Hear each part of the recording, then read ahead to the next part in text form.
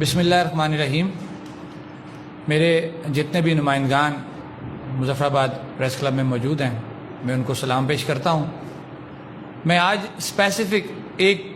Point ہے جس کے اوپر میں کچھ پریس بریفنگ دینا چاہتا ہوں، کیونکہ 76 سالوں سے ہمارے اوپر ایک قرض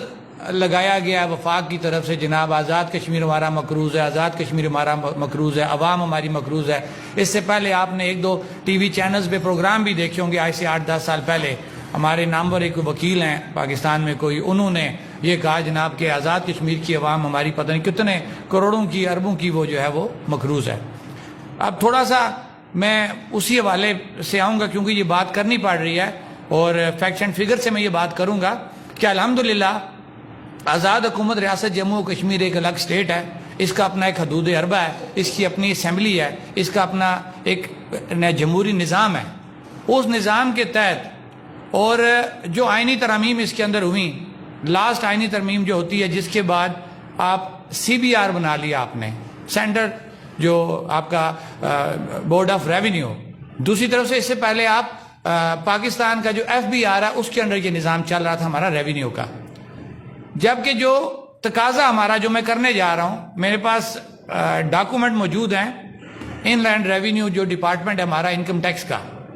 اس کے ڈاکومنٹس ہیں، میں نے کہیں سے حاصل کیے ہیں. میں نے مختلف جگہوں سے معلومات لینے کے بعد میں اس پوزیشن پہ آیا ہوں میں یہ بات کروں.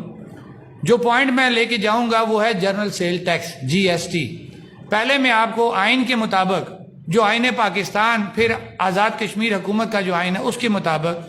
اور رولز آف بزنس کی بات کرتے ہوئے میں جنرل سیل ٹیکس کو پہلے ڈیفائن کروں گا، اور اس کے بعد جنرل سیل ٹیکس کا قانون استعمال کرتے ہوئے میں آزاد حکومت اور عوام کا پیسہ جو وفاق کے ذمہ وفاقی اداروں کے ذمہ بنتا ہے میں اس کو سامنے لے کے آؤں گا. جی ایس ٹی کا جو قانون ہے یہ 1990 میں لاگو ہوا. نواز شریف صاحب کی حکومت تھی، چنگیاں ختم کی گئیں اور اس کے بدلے جو ہے جنرل سیل ٹیکس لگایا گیا. جنرل سیل ٹیکس یہ ہوتا ہے کہ جو بھی چیز کسی جگہ سے پیدا اور پروڈکشن اس کی ہوتی ہے، میں اس کی آپ کو مثال اس طرح دوں گا کہ یہ پریس کلب کا آتا ہے. پریس کلب کے اندر ایک فیکٹری لگی ہوئی ہے کوئی بھی چیز بنانے کی. یہ مائک میرے سامنے پڑے ہیں، یہ پریس کلب یہ جو مائک ہے یہ بناتا ہے. جی ایس ٹی کا قانون یہ کہتا ہے یہ مائک جب یہاں تیار ہو جائے گا، یہ مائک جب پریس کلب کے دروازے سے باہر نکلے گا تو اس کے اوپر جی ایس ٹی لگنا ہے. یہ ہے جی ایس ٹی کا قانون. یہ بیسک چیز آپ کو سمجھانے کی، یہ میں نے نہیں بنایا، آپ نے نہیں بنایا، یہ آپ کا قانون جو رولز آف بزنس کہتے ہیں، جو آئین پاکستان جو آزاد کشمیر کے آئین کے بعد آگے تمام چیزیں تقسیم کرنے کے لیے رولز آف بزنس یا سروسز رول وغیرہ کو سامنے رکھتے ہوئے چیزیں بنتی ہیں، یہ میں آپ کو اس میں سے بات کر رہا ہوں. اب ہمارا اس میں کیا مطالبہ ہے، ہمارے ساتھ ہوتا کیا رہا؟ میرا مطالبہ یہ ہے کہ آزاد کشمیر کے اندر منگلا، نیلم جیلم، پترین، جتنے بھی ہائیڈل پروجیکٹ لگے ہوئے ہیں ان کی جو جنریشن ہے اس جنریشن کے اوپر یہ جی ایس ٹی لگتا ہے. ہمارے ساتھ کیا ہو رہا تھا، ہمارے وہ بڑے سیانے بیوروکریٹ جو پاکستان میں بیٹھے ہوئے ہیں اسٹیبلشمنٹ، وہ ہمارے حکمرانوں کو، ہمارے ان بیوروکریٹس کو کیا کہتے رہے 76 سال جب سے یہ بجلی کا پروجیکٹ سٹارٹ ہوا اور 90s میں جی ایس ٹی لاگو ہو گیا.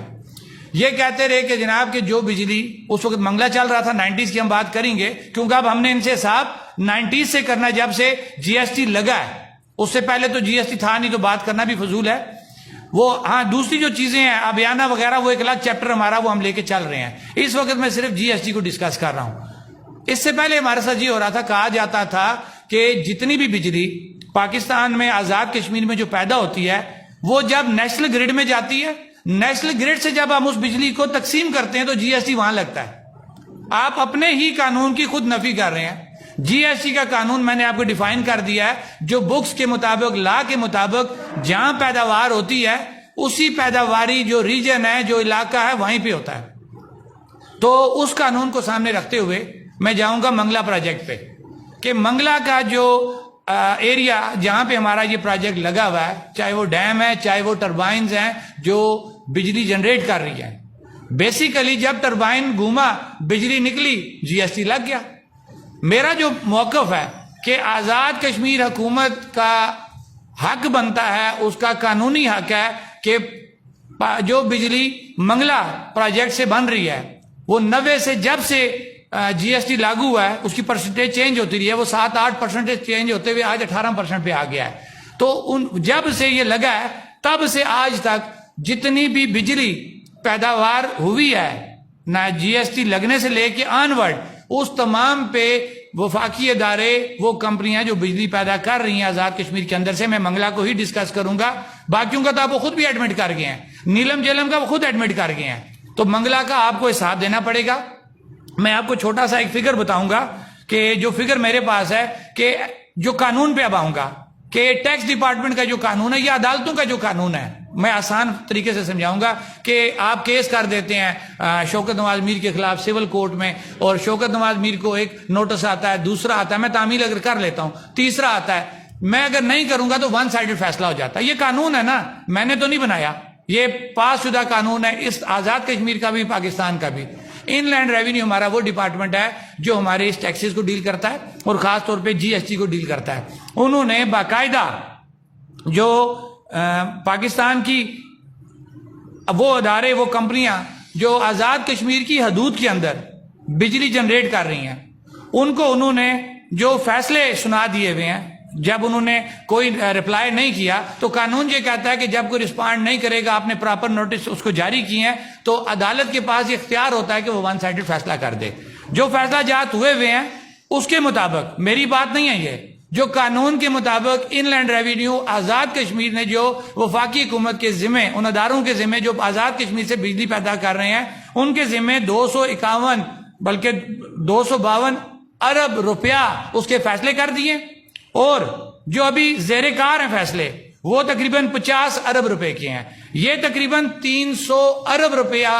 پاکستان حکومت کے ذمے قانونی طور پہ آج میں یہ ثابت بھی کر رہا ہوں، اور یہ آنے والے دنوں میں ثابت بھی ہو جائے گا. ہمیں اس کے بعد ہم اب آپ کو کچھ دنوں میں پورے یونٹ جو 90 سے لے کے آنورڈ اس وقت تک اس پروجیکٹ نے جنریٹ کیے ہیں، ہم وہ بھی سامنے لے آئیں گے. پھر ان یونٹس کو ضربیں دی جائیں گی اس ٹینیور کے حساب سے کہ کس عرصے میں پرسنٹیج کیا تھی جی ایس ٹی کی، کس عرصے میں کیا تھی. یہ تو اربوں روپیہ بنے گا. یہ تو میں نے ابھی آپ کو 300 ارب روپیہ نکالا ہے وفاق کے ذمہ، یہ میں نے نہیں نکالا، یہ ہمارے اداروں نے نکالا، جن اداروں کو تسلیم کیا جاتا ہے انہی اداروں نے یہ نکالا ہوا ہے. اب ہوتا کیا ہے کہ جس کا زور چلتا ہے اسی کی بات سنی جاتی ہے. آج تک کسی نے نہیں پوچھا. لہذا